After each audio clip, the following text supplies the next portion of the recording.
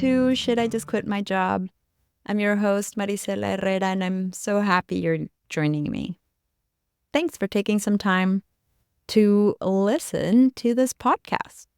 It's an honor that you take time out of your day to listen to me and my fellow quitters, career changers, transition people, messy middle navigators. I don't know. I need to find a word. I need to find a term to call the community that's resulting from this podcast, both the listeners and the guests. So if anyone has a good idea, I would love to hear it. Also, in the vein of asking you for suggestions and questions, I'd love to get a little bit more community involvement in these podcast episodes. So I would love to hear if you have any stories about a terrible job situation, something that has happened in your life where you needed to walk away or where you were tempted to walk away. I'd love to hear those stories and share them. We can do it anonymously or not, but I'd love your stories of horror, fun, things you've learned as you've navigated this world, particularly career and life and the intersection of those. You can send them to quitmyjobpod@gmail.com and I will be sharing them. So today, I'm going to keep this very quick because my guest today is someone I've already talked a lot about. So if you heard the last mini-sode I released just, I think, 2 weeks ago, I was talking a lot about my breakiversary, my re-evaluating and looking back at this year that I've had on a career break that I did not know was a career break. If you're curious about what I mean by that, please listen to the mini-sode, but also I think I mention it in the episode today. So in that mini-sode, I talk a lot about Katrina McGhee, who wrote the book Taking a Career Break for Dummies. And the reason I mention it in the mini-sode is because I use some of the questions in her book to guide a little bit of my reflection. I knew I wanted to have Katrina on my podcast since we met. I just didn't know when. And then it dawned on me, she would be the perfect person to come on for my breakiversary. So that's what we did. It was great to be able to ask her questions about her own experience. What was really great, even better than that, was that when I interviewed her, I had already recorded that mini-sode. So I was clear in a lot of my thoughts about my journey. So it was talking to her to go deeper in some of the things that were still kind of nagging in the back of my mind. She has a really great story about how she ended up being a career break coach. I mean, that's such a cool thing to do to help other people take this very magical, very special time to get to know themselves and to do it in a way that is practical. And I'll be honest, it was also the reminder of why we're doing this. So like talking to her was a reminder for me of this is why you're taking this break in the first place. So I don't know. It was really good. She told me a lot of things I needed to hear. We talked about all the things, both her journey, but mostly I think we went deep into the career break and, some of the tips she shares in her book. I think you're going to get a lot out of this one. And if you have been dreaming of taking a break or of quitting your job, or honestly, if you've been laid off or fired and you didn't want to go right away and jump into something else, but to take some time and a pause to think, I think this episode will be really helpful and inspiring. So I hope you enjoy it. Again, please reach out. Tell me what you want to hear, what topics you want to hear about, what should I stop doing, start doing, keep doing. And also, again, tell me your stories. I'd love to share them. What I've learned from this community is that there is a big power in reminding each other that we're not alone. We're all going through something. We're all going through things. We've all gone through some things. So let's continue that. So it's not just, my stories and the stories of the guests, but also the stories of our listeners. Again, the email is quitmyjobpod@gmail.com. Thank you, and see you next time. What did you want to be when you were growing up? A dancer. Really? I wanted to be a dancer. Yeah, I wanted to be a dancer. I remember when I was like 5 years old, like really little. I don't know if it's exactly 5, but we had a record player in the living room and I had Michael Jackson's Beat It. And it was like the little red one because I think it was just a single with a B side. And I would just play it over and over again and choreograph. Like in my mind, I was really choreographing something special. I don't know that it actually looked that way based on what I could do with my body. But when I would have sleepovers with friends, I would be like, let's have a dance competition. And we would make their older sisters sit on the couch and like judge us. And I would really full on compete. But I just really loved music. I loved dancing and moving my body in that way. So you did not become a dancer. And we're Did really not. going to talk about career break today, but tell me a little bit about what you were doing and how you got to the moment of, hey, I'm going to take a break. Because I don't know that you imagined that your work would then be this. No. Yeah, I definitely did not. It was a very circuitous path to get here.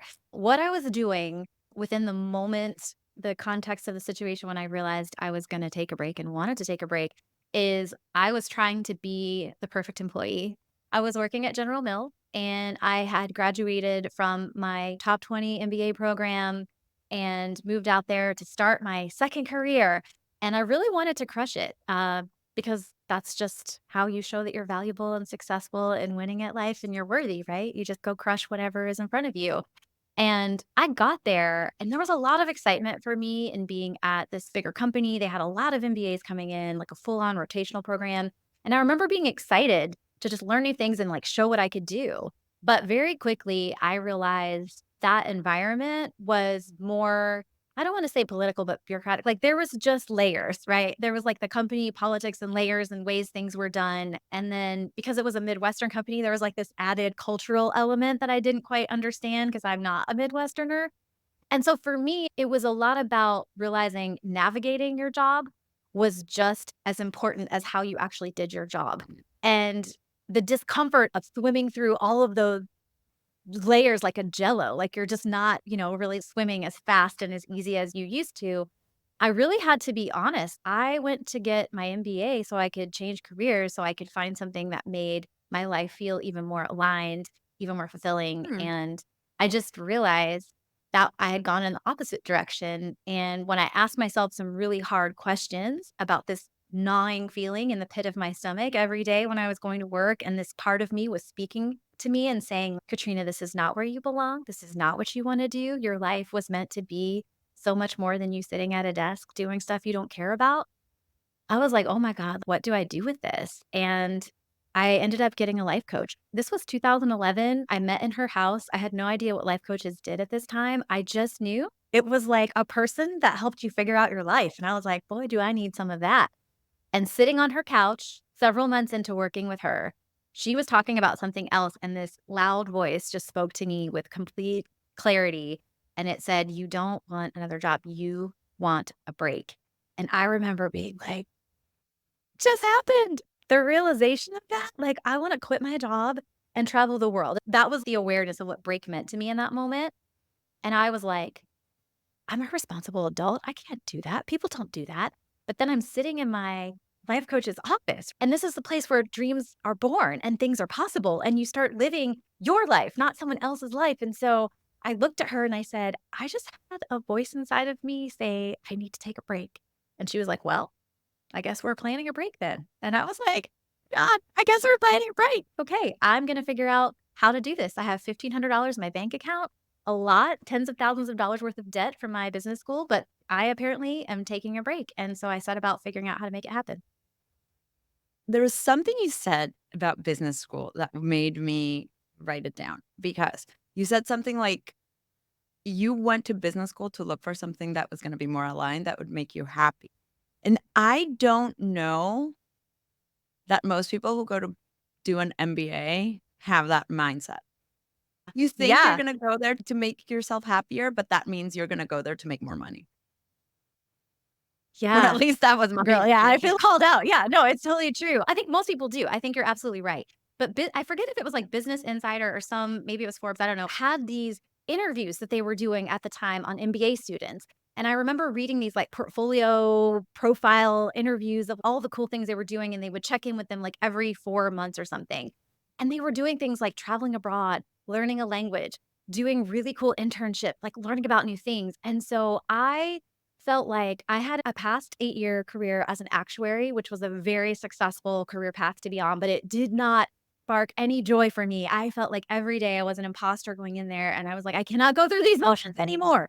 And so that's how I ended up at business school because I thought I can't give up this great salary and all of this success to just blow it up and do something I don't even know what I'm doing. So I need to make a smart pivot. And so it felt like business school could be this bridge where I can get closer to something I wanna do, but not sacrifice the salary and not sacrifice the climbing of the ladder and the success, right? I could come out of it just as successful as I came into it. And so it was really the secret desire, though, to go abroad and learn a language Mhm. and meet people doing interesting things. And I genuinely picked my business school partly based off of what kinds of international programs and opportunities do you have? And I ruled out any program that didn't have a lot, right? So, like, I was going secretly for my spirit, trying to go for my spirit, but, like, also make this smart decision. Where can I be guaranteed to get a job that doesn't mean I have to step backwards off the ladder? Yeah, it's very thoughtful, which is why it caught my attention, but let's talk about that voice in your head. So, you knew you wanted to change, but you weren't really thinking about a break, and I was telling you before we started recording that to me, one of the things I've realized is I never thought I was gonna take a break. It surprised me that I was on a break, even during my break. I've been in my break and I didn't realize I was on a break.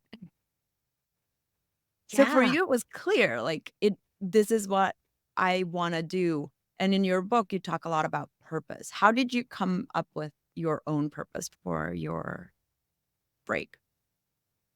Yeah, I love that question. I really sat with how do I make this impossible thing possible? Because at the time I had $1,500 in my bank account. I had no real savings outside of that. I had 50 something thousand dollars worth of MBA loans. And I had a townhouse in Atlanta that I had rented out when I went to business school that was underwater because of the housing market crisis. And I wasn't profiting off of it. I was just breaking even every month. So financially, I had no idea how I was going to afford to take a break, and I also felt this sense of, "What will I even do?" I mean, Maricela, this was like 2011, right? Instagram and YouTube weren't giving you all these examples of people doing this. It was like a wild and crazy thing, and so I really had to sit with, if I'm gonna do this, I need to know why the hell I'm doing this because I know this is gonna be a long, scary road to get to my goal. And so I think working with the life coach also oriented me to ask better questions before I Mhm, started on a goal. Because I think that's what a lot of it is about. Can you ask a really good question? And if you ask the right, not even the right, but like a really good question, it sends you down a different path. And so that was where it started. And I got clear on my purpose. And it was really seeing my life zoomed out and saying, I've been really doubling down on the wrong path. Like, I'm getting further away from my true self every single day. And if I don't stop this at 30, I'm going to be 60 and heading towards retirement and never have lived the life I thought I was going to live and the one I wanted to live. And so my purpose was quite clearly, I want to reclaim my life. I want to get it back on a path that feels more me, and I know that I'm not gonna do that by, like, just getting a different job in the same industry or just another corporate thing. It was like, I gotta go experience my life. so the question part, I'm gonna grab onto that because, like I said, I was using a lot of the questions in your book. I think that there are very good reflection questions. But you said you asked yourself one question. Do you remember what was the question that was in your mind as you were planning this that you were really trying to be like, this is what's moving me? In the break through the planning process? Yeah. In that experience, I was really focused on first the why. And then once I knew my why, what kept getting me through was thinking and imagining about what do I really want? Because that was a question I never asked myself. Mm. It was always before that, it was like, what do I think other people want me to want? What would a successful human want? What is the next right step? What does up look like? And I think what was exciting and terrifying is through that process, even the planning process, it was like, if I could wish for anything, what do I want? How do I want it to be? What would I want to do? And those aren't questions I really ever asked myself outside of like maybe for a vacation. Oh, if you're going to take a trip, where would I like to go? But it was like, what do I want from my life? A year to myself? What would I want to do with that if I could do anything? And those were just big questions. So you planned for it, and I was very impressed because you like you said, you had certain amount of money in the bank and you had loans, and you kind of went like, "This is how much I need." You were very structured about the planning. Because you were very structured about the planning, you couldn't take your break immediately. How did you manage holding both in your mind? Like, I'm doing my work, but I'm also working on this thing that I really want that's gonna happen, hopefully, in a few months. Yeah. It was amazing and really hard all at the same time. So the amazing part was I'm trapped in this experience that does not feel like me, that honestly, like some days I cried on my way home from work, just feeling like I was trapped, but I was in a trap of my own making. Like no one Mhm. was forcing me to be here, but like I couldn't seem to leave fast enough, right? Like, and it wasn't even that I hated my job. It was just I hated being in a space doing a thing when I felt like there were so many other things in the world I wanted to be doing. And so it felt amazing to have something to look forward to. It felt amazing to believe for even 1 second that I was going to change my life so radically that this was not going to be my reality in the somewhat near future. So that gave me energy. But then to hold that dream, that's so motivating, and know I have $2,000 in my bank account. I have $5,000 in my bank account and I'm working towards 40. It's like, "Oh my gosh," and going through the motions at work and just trying to be present for that while also really owning that I don't wanna be here anymore. It was really hard. It took a lot of patience and a lot of digging deep, but what I will say, one of the things that really helped me navigate this tension was giving my company 8 months notice so that Mm. I could be super honest, way far in advance and say, "Look, guys, this is my dream. I'm quitting my job to travel around the world for a year. I'm really excited about it. I'm working towards saving for this goal. And I know we do rotations here. I know that we're planning for my replacement and all of that. And so I just want to be super transparent and let you know my plan so that we can make it work for the team. Because I really did want it to work for the team. I didn't want them to rotate me and then I leave. And some, I Yeah. just wanted to make it as smooth as I could. So 8 months notice really helped me because then I got to start telling people at work I'm gonna be leaving for a break and I'm really excited. And I got to just really be excited instead of pretending that whole part Yeah. of me didn't exist. Mhm. I would be afraid that I would, like, chicken out. So you had, like, plan of what you were gonna do through your time. I'm finding I have a very hard time giving myself permission to do things. Or by that, I mean do things and not do things. So, but I'm finding I'm having a very hard time with the idea of not feeling productive. And you actually mention it on your book. How Yeah. did you reframe that? Or because you had your plan, was that not even an issue? No, I mean, we still have to wrestle with it. It's a program, right? We're programmed to be like, we are worth what we produce. What do I have to show for my time? I've been here for 8 hours. What do I have to show for it? How can I prove my worthiness? So it definitely is work to deprogram and unlearn that. And I think that's one of the most foundational things that a sabbatical or a career break can give you is the chance to really examine who am I outside of just the things that I do and produce. But I do believe that having themes so, for instance, like, I'm curious if you feel like sharing, what's one thing that you know specifically you've struggled to give yourself permission to do? What would be one thing? Talked about this on the Yeah. show quite a bit with is I have a morning routine that takes me like an hour and a half. I journal, I meditate, I have my coffee, I play with the cat. It's awesome. But I feel so guilty every time. Okay. Thank you for sharing that. And yes, okay. So I talk about in the book, like setting up 4 themes that are anchor points. I find that sometimes that can be a helpful first step to giving yourself permission. So, for example, I don't know your themes. If we were to do your themes, I don't know what they would be. But let's say, hypothetically, that one of your themes was about resetting. So maybe you'll say, I didn't have habits that supported me. I didn't really have a day that supported me. I didn't feel as healthy as I wanted to feel. And so part of this break is really resetting the habits and the way that I move through my week and my life and my days so that I feel strong mentally and physically. If you know that, right? And then we establish a connection.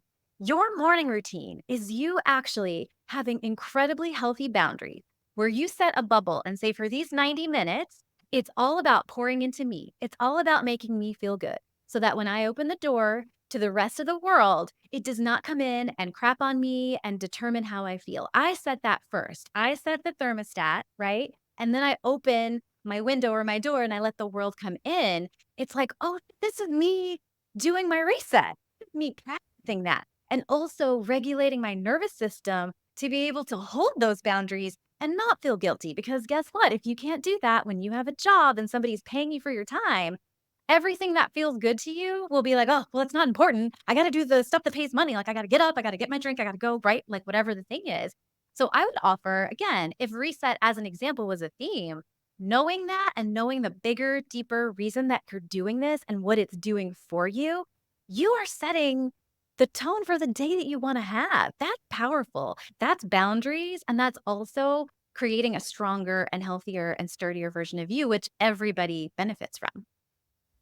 It's interesting because the way that you frame it too with like how that will affect you in your work going forward also I think makes it less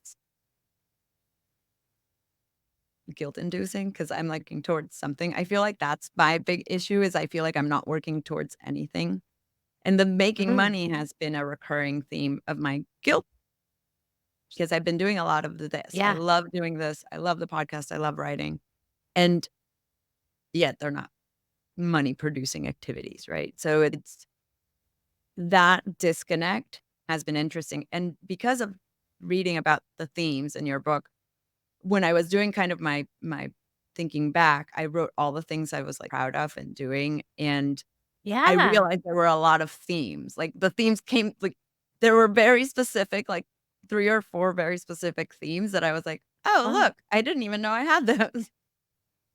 I love that. Yes.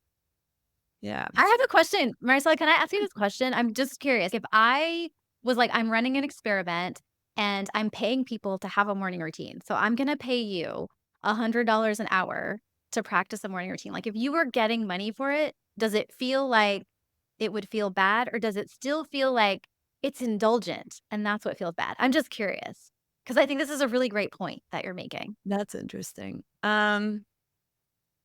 No, if I was getting paid for it, I don't think I would feel bad. Interesting. Yeah. Right. I think that tells a lot about my relationship with money and with the idea of success being or productivity or value being measured in monetary terms. Yeah. I have a client who he was a senior leader at a top Fortune 100 and the sole breadwinner for his family. And obviously, money mattered a lot, right? I think it was a family of 4. And he went to give his notice, and his company asked him to stay longer. So he was going to take a short break before becoming the CEO of a different company. And he originally, I think, was thinking like 2 months, and then they tried to negotiate it down to 5 weeks or something. And I remember he was like, well, I kind of have to take it because I can't leave money on the table. Mhm. And I asked him to think about, when you take that money off the table, what are you putting on the table in exchange? Your time, your healing, right? Like, it's okay to take the money, but don't think the money comes for free because you're cutting a piece of yourself off and you're putting it down in exchange. And he like really had to sit with it because his brain was just like doing, like the simple math. Of course, time for money, take the money. About to be on a break, take the money. And he ultimately decided to give them like another week of his break, but not the whole thing. So he still had 7 weeks instead of the 8, but not the 5. And at the end of his time, he said that was the most valuable lesson he learned from his break, is that his time is valuable not just to the person that pays for it, but also to himself. And that the return on that investment can sometimes be much greater when he pours it back into himself. And I just think that so reminds me, right, of that relationship that you're talking about with your time and your well-being being traded for dollars, right? Yeah. Wow, there's many times where I've said, like, would rather pay for something than spend the time on, like, really stupid things, but I see how this Yeah. is the reverse. How did you get to the idea of this is what I'm gonna be working on, helping people plan their breaks and go through this whole process? Yeah, it was a gradual journey. So again, 2011, I have a life coach. I think she's amazing. She really helped me see my life in a more empowering way. And I remember thinking at different times while we worked together over the course of a year, I would really like to do this for other people. This is like magic. And my dad has a master's in psychology. I thought about doing psychology in college, but I was like, man, that's a lot of education and a Yeah. lot of debt. I'm not really interested in that. So I like walked away from it. But then there's this door that opens where it's like you can help people and you can help them use their mind as a powerful tool, but you don't have to go through all these hoops and do this other thing. You can do this magical thing called coaching. So it planted a seed, but then I went on my break, which ended up being about 20 months. And then I had a lot of business school debt left. And I decided to go back to corporate to pay it off as fast as possible because I did not want to try entrepreneurship with like tens of thousands worth of debt hanging over my head. And then at the point where I paid it off, I decided to get certified as a life coach to just test the waters. And I did that part time while I was still working like on the side. And I really loved the certification process and the coaching. And at the end of that 6 months, the person running the program was like, you have to choose your niche, right? If you were going to have a niche, what would it be? And I was like, I have no idea. And she was like, come on now, you really have no idea? And I was like, career breaks? And she was like, "What do you think?" And I was like, "I can make a living coaching people on career breaks. What?" And she was like, "Well, it's what you know, it's what you're very passionate about." And I remember having someone on Fiverr do this logo that was like career break coach and it had a compass on it. And I soft launched it and then I took it back. And I was like, no, no, no. I'm like a career coach for unconventional careers. And career breaks are a tiny part of that. But I have to be strategic and that's too niche. It'll never work.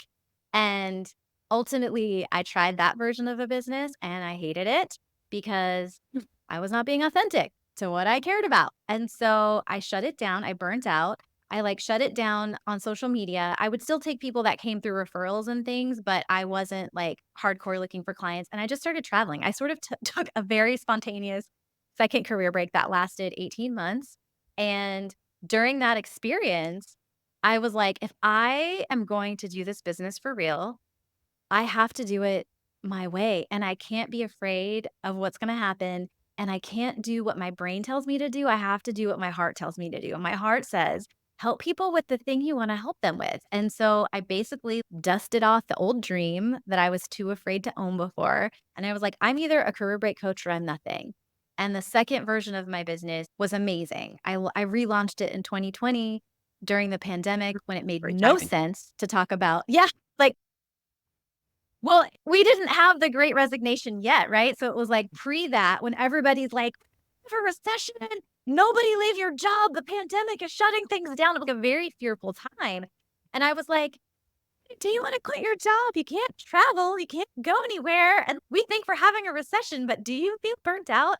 Now, Okay. granted, it did end up becoming a good thing and a good time, but I didn't know that. I was just truly leaning into what was true for me. And per usual, thank you, universe, right? It ends up being perfectly on time, but you don't know that when you're facing uncertainty. It always feels like it's the wrong time until you do a thing. And then you look back and you say, oh, that was the right time. So I've been doing this work for 7 years, but I haven't been owning it full on. I'm a career break coach until the last 4. So the first 3, I was taking people, but it was like a lot of career change and career pivot people, and then a few career break clients along the way. When you decided to go back to corporate to pay for the business school debt, which I think is a very sensible thing to do, had you already thought of, like, "I don't wanna be in corporate, I wanna do something on my own?" So, like, you were strategically going back specifically for that. Yeah, repayment? I had no idea what I wanted to do at that time. I didn't have a clear answer, but I was like, I know corporate isn't my place. But at the same time, that's how I know how to make money. And I need to make money as fast as possible to buy my financial independence. And so it was this compromise where I said, okay, I'm only going to apply to jobs that truly spark something in my heart. Like I get excited when I think about this job, and those are the only ones I'm available for. So it was this compromise between yes, it's corporate, but I can find something that I get really excited about. And I ended up finding my corporate dream job. I actually landed 5 job offers in 5 weeks after coming back from a 20-month break. And like one of them was a dream job. It was working in the natural and organic product industry within market research. And I was like, this is my dream. And so I felt very lucky, but I still knew corporate wasn't my final resting place, if you will. How? How did you do that? I know. Okay, 1, reentry period. I cannot overstate the importance, Yes, let's talk about that because that's what's coming up for me. right? Time to have ugly feelings, time to process them, time to let them out, time to reflect and ask yourself important questions, which I know you've been doing, right? But time to really process what has this experience been? And sometimes you can't connect the dots only in hindsight, right? Because the dots haven't been created at the beginning, but you got to go back and you got to connect them. And you're grounded in what were the benefits and self improvements I received from this experience? Why am I grateful for it? What do I want for my future if being really brave? Where do I want to settle for certain things and where do I not? What are my 3 non-negotiables for my next opportunity? When you do that work, I think you come across as a really solid, clear, and very confident version of yourself. So your nerves are really grounded, right? And you are able to articulate why this was amazing, how this changed your life. And to demonstrate that energetically, it's like, man, there's this really restored, not burnt out, confident person standing in front of me that had a lot of courage and took a strong leadership role in their life. I mean, I think that's one of the most important things about people that take breaks, even if you don't like intend to be on it, when you're and you realize you're on it, like what did you do with that time? It's like I was a leader of my life and I self what I needed. And like I make stuff happen even when the path is not blazed out in front of me, I will find a way. And so for me, being able to really get clear on what I did want and what I absolutely would no longer tolerate, and then to get clear on how this break improved me and my life, I was showing up for opportunities I was excited about. And then I shared it, right? I shared it in the cover letter. I made like a small note of it in my resume, but I really leaned into it in the cover letter to connect the dots. So, for example, that dream job, it was like, I was living a life that didn't feel authentic to who I am, and it wasn't playing to all the strengths I know that I'm put here to bring. So I went to Bali. I got certified as a yoga instructor. I have been a passionate consumer of Whole Foods and co op member for 10 years. I have a lot of passion and like hands on experience in this.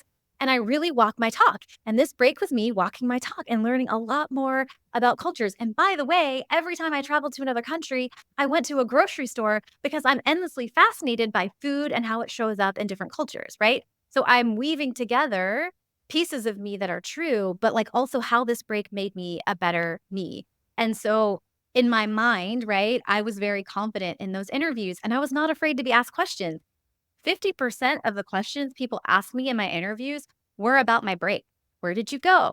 What did you learn? Were you ever scared? What was the most amazing thing that happened? And I feel like if you can position it well, you become a differentiator. It's like everybody that has the same experience and qualifications, and then that amazing person that also did this really badass thing that no one else does, that came back really excited about life and motivated to like inspire our business. Like, what? And so I really just leaned into that, and I think I just showed up as a really powerful candidate. So that's my answer. Could see how it's beneficial and how like getting into it is better than not. Particularly when you have gone through a break where you are feeling better, like when it's been working for you. You did stay longer in your break than you Yes. planned, didn't you? You Yeah, like extended by it. 8 months. It was 12 months originally, and it became 20. How did you make terms with that decision? Or was it just like, "I can still do it, so I can do it, so I'm gonna do it"? Enjoying it, and I didn't wanna go back to work. I honestly didn't have this epiphany that I was hoping and praying I would have about what I was gonna do next, and I was just really enjoying being unemployed, traveling, sometimes not traveling, just being still. Like I was really loving at that point being free and feeling like anything is possible all the time. And so for me, when I looked at my finances, because I've been tracking them, right? Like to save the $40,000, I got really good at and that carried me through my break. And I was like, oh gosh, 8 months in, I have way more money left in my account than I thought I would have at this point. I'm just going to keep going until I get to that red zone number where it's like, okay, now you need to find a job. And that's exactly what I did. I kept going until I only had like 3 or 4,000. I was like, "Oh my god, I've gotta figure this out," right? So I was doing my reentry 4 months, so I saw the writing on the wall, right? Like, my bank account's going down, I'm getting close to that time, but I wanna explore opportunities, I wanna take classes, I wanna process my break, I wanna do all these things, so I'll do it slowly, take it over time. But then when I was applying for jobs, it was like, "Okay, this has, like, gotten very serious, and I need to see stat, so let me start applying for jobs and rip that Band-Aid off." But I could have gone another year, honestly, if I'd had the money. I felt like I was filling my life with things that brought my spark back alive, and I had dimmed my light for so long in my corporate life. Yeah. I just didn't wanna let it go. I'm struggling with that now because like, your question of, like, "Are you ready Yeah, to yeah. get, are you ready for your break to be over?" I was like, "No, I'm not." I haven't really taken advantage of it the way I wish I had. Did you say you did another spontaneous I did break? 18 months, Maricela, 18 months, yeah. I had sold a house. I know.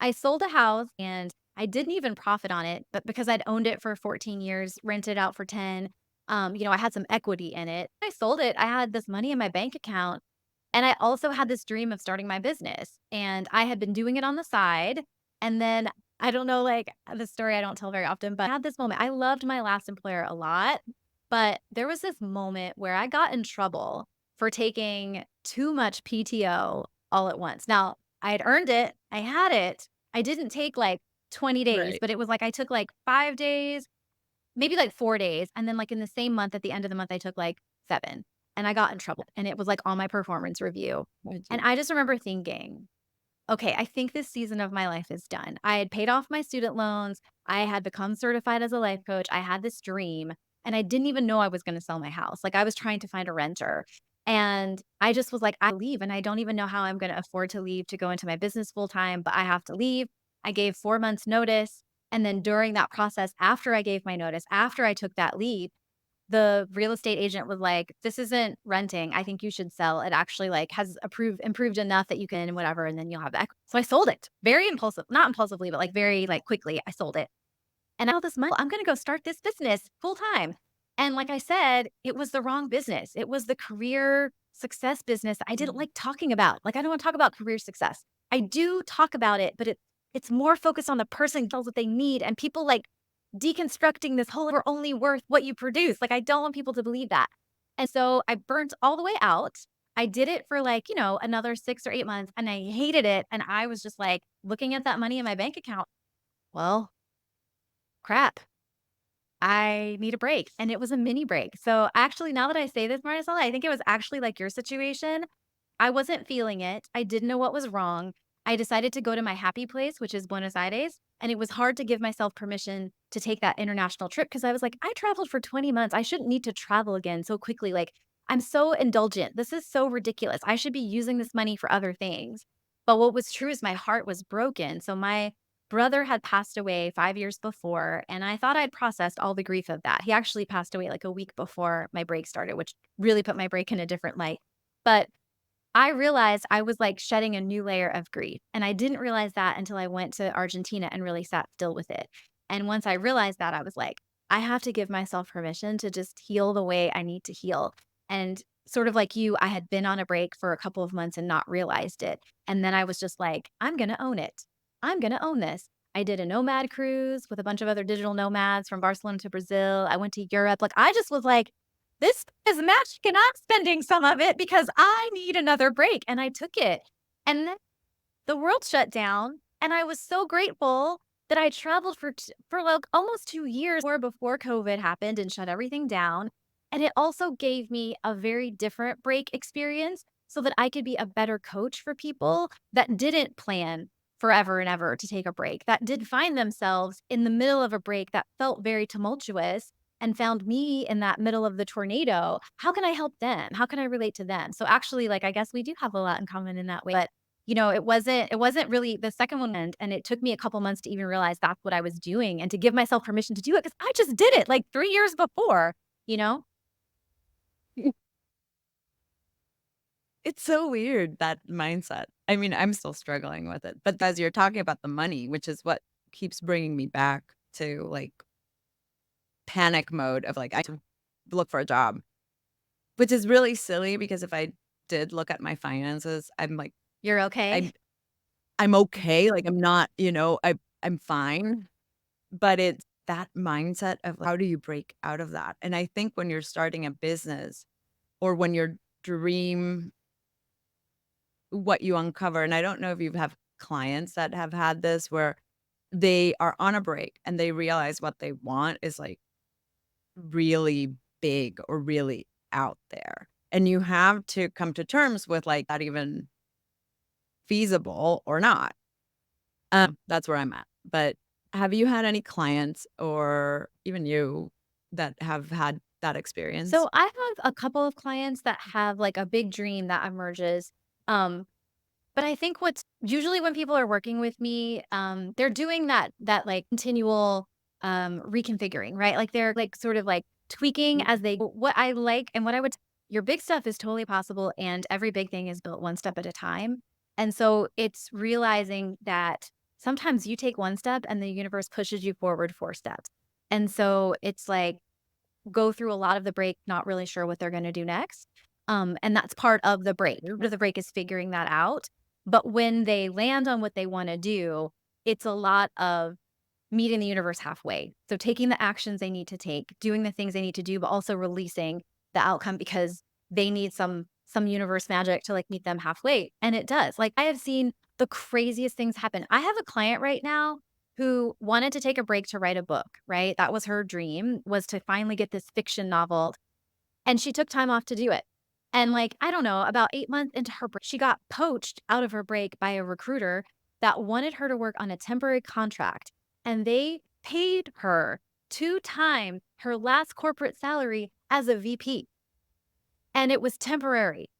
So she did it and they loved her so much she kept renewing and she was like, "Oh my god, I can never leave." But after like 18 months, I think, she did it and finished the contract. And then she went back on a break. And then they came back and said, "We have a new thing for you. We want you to work 3 months." So right now, she is doing a contract that is 3 months every year and she's getting paid enough that it lasts her for the whole year. She has found a way to work and be on a break all at the same time.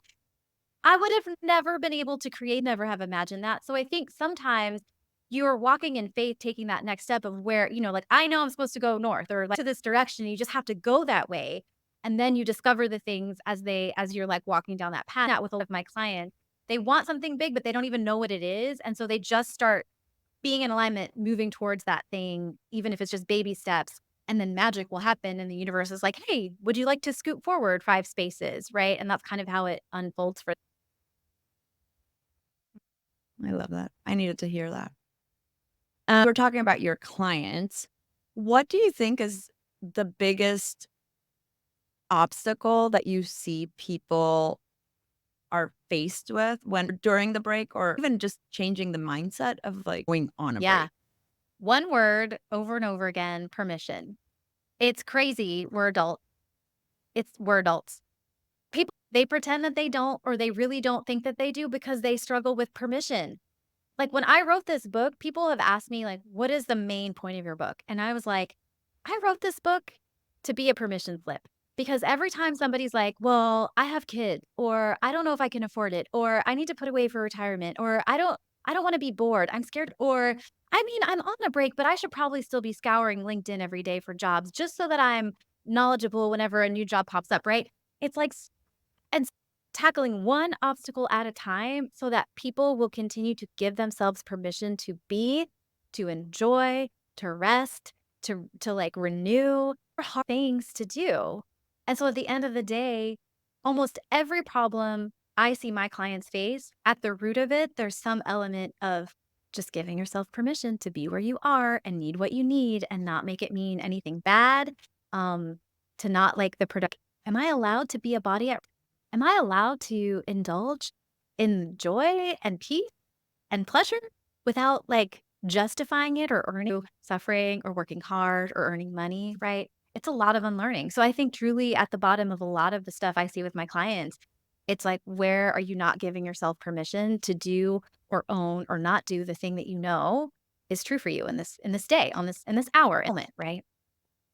Looking on the side because as I was writing stuff for my previous episode, I copied something from your book. It's like permission to do things just because, to explore and do and try new things because they spark your interest Yeah. I mean, if I and not trying to capitalize on them, which I think is a big thing because I can give myself permission to do things, but I want to see a return yes. on. Oh my gosh, right?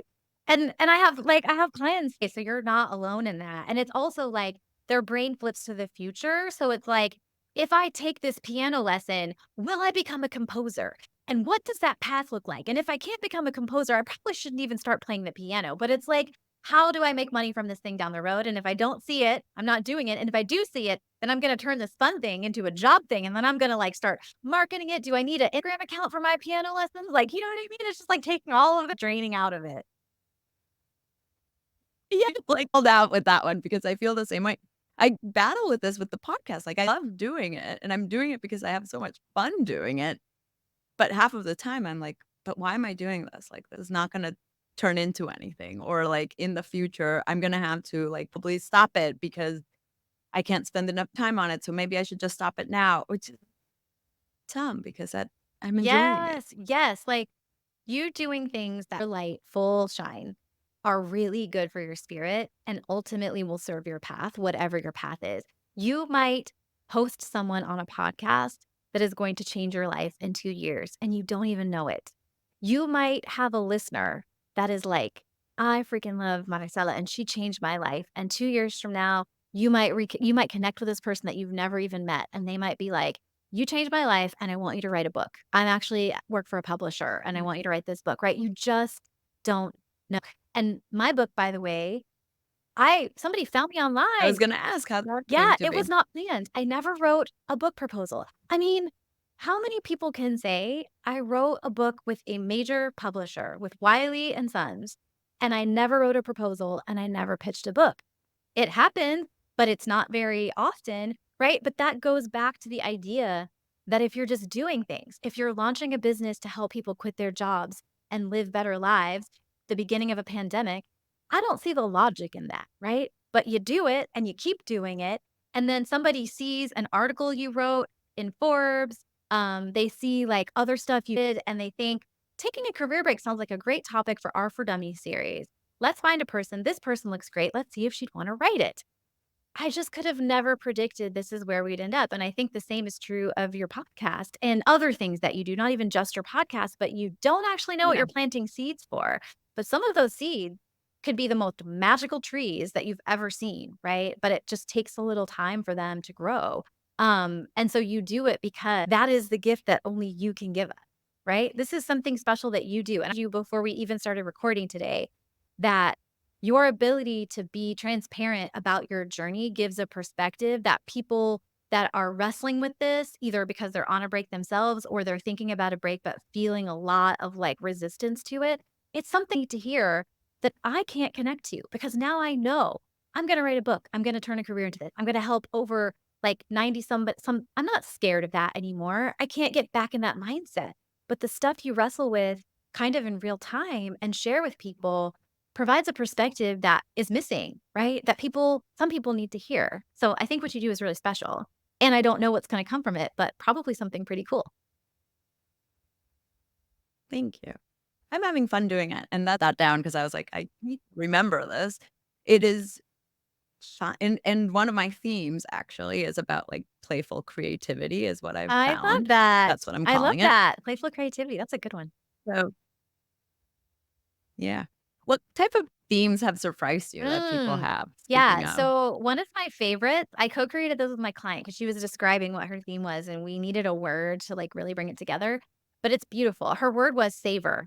And the point of it for her was really wanting to embrace the joy of things that are beautiful, things that taste good, things that sound good, right? And she was talking about her very masculine, heavy career and wanting to balance that with some feminine softness. And she was like, I want to watch a sunset and just give myself permission to sit through the whole thing for no other reason than it's a practice to savor. I want to eat a meal slowly and be present to how amazing it tastes. I want to have a conversation and let it linger and just know that like the connection is what's meaningful. So for her, one of her themes was savor. And it was this mindset of letting things take time, letting things be extended and being present on the being, not the doing. And I thought that was a really beautiful theme.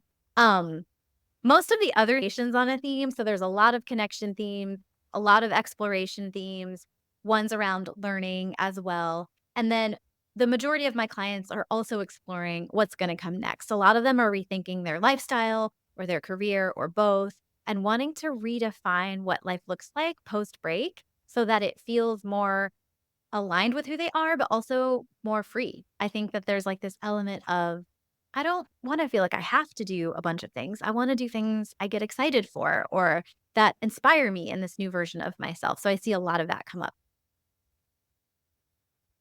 Yeah, the being and not doing in many ways. We're so conditioned to do, and we've forgotten how to Totally. be is conclusion I've come to, is we've completely forgotten how to be human, but that's a story for another day. For your Hmm. reentry period, after you're back and thrown into the world, how did you or how do you advise people to maintain those benefits and protect whatever it is that they created? Because I think about this a lot, and I don't there are things that are gonna be non-negotiables for me going forward, but, like, I'm still scared that if you get wrapped up into it, Yeah. you can just lose sight of it. Yeah. Well, number one, a real life example. I've had this happen with several clients.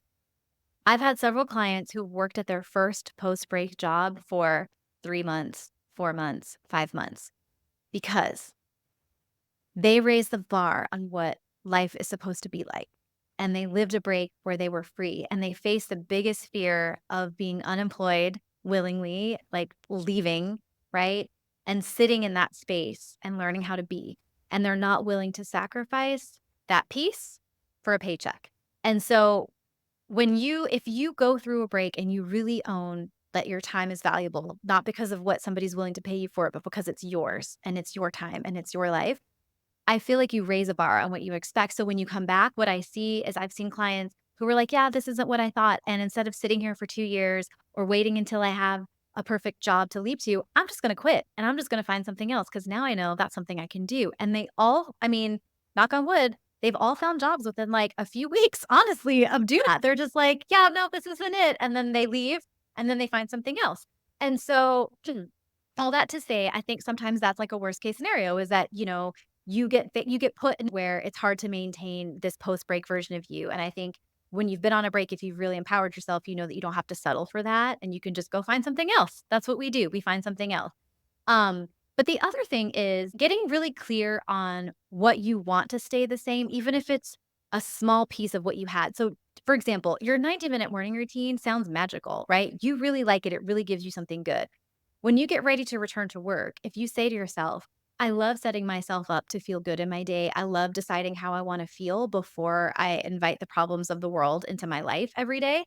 You can downsize that into a very accessible piece where you say, well, what are the essential pieces of this that are giving me that joy? Is it sitting in silence for 10 minutes? Is it meditation? Is it journaling? And if I journal, what if I journaled for like 8 minutes instead of 20, right? But making it accessible to this new, but holding on to those threads that give you the joy, the groundedness, the peace that you want to maintain.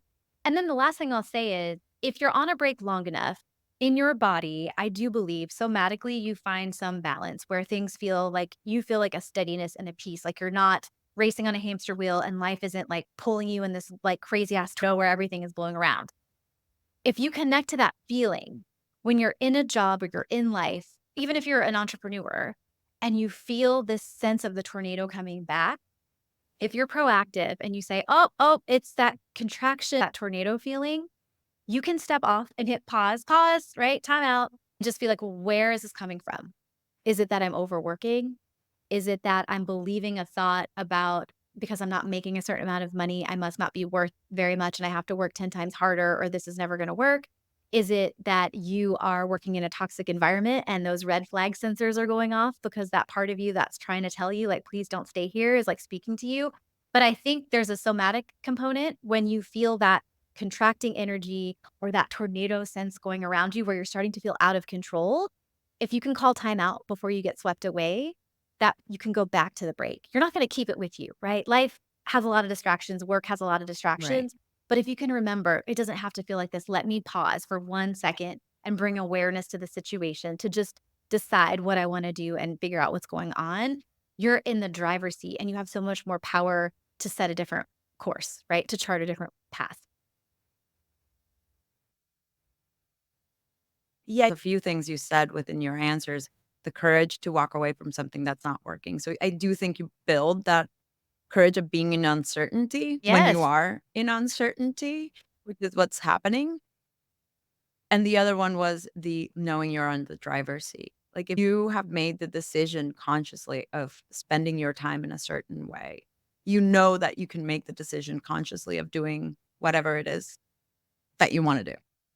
100%. And those two are massive things to gain, if nothing else, from time out. Absolutely. And I just want to say, can I add a little caveat that if you're listening to this Sure. and you ended up on a break involuntarily, like you were let go or you had like a health thing, you're always in your power to take ownership over the break, even if you didn't choose the start date. It can still be your break, just you didn't choose the start date, but you can still take ownership. And so to that point, right, of like really just lean and learning those lessons, they're available for us all, even if it wasn't in your on your vision board that you were going to be on a break, but here you are. So like, we all have that ability to cover back. That's a really good point. I hadn't thought about that, but it's true. Sometimes you're in a break because of other reasons, and it's choose your start date, but you can choose Yeah. the rest.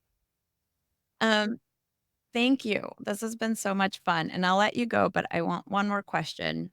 What a lot of the people who listen to this might not necessarily be on a break, but are dreaming of it, are dreaming of quitting their job or doing something different or changing something in their lives. What advice would you give? Mhm. If you haven't quite gotten to the yes place yet, I would highly encourage you to think about what are you risking if you don't take a break? Because I'm very much willing to bet that you've thought extensively about everything you're risking if you do take a break, and that list is probably long and it's probably very detailed. But your brain has not afforded you the opportunity to look at the opposite, which is what is life like if I never took a break? And what could be lying for me through that experience? Healing my burnout, reconnecting to joy, reestablishing that I have interest and passions and things that light me up just for the sake of lighting me up. Knowing that my time is valuable even if no one is paying me for it. In fact, it's so valuable, I should be more selective about whose money I take for my time. And I think in that experience, right, and sitting with that, you can really evaluate, would a break be worth it? You're never going to understand if it's worth it if you don't even really know what's at stake. So I would encourage you to really just think deeply about that question because your brain will tell you what's at stake if you go, what you stand to lose, but not what you stand to gain and not what you are sacrificing by staying. And so I think looking at the whole picture is a really important first step to making that decision. Thank you. I think that's great advice.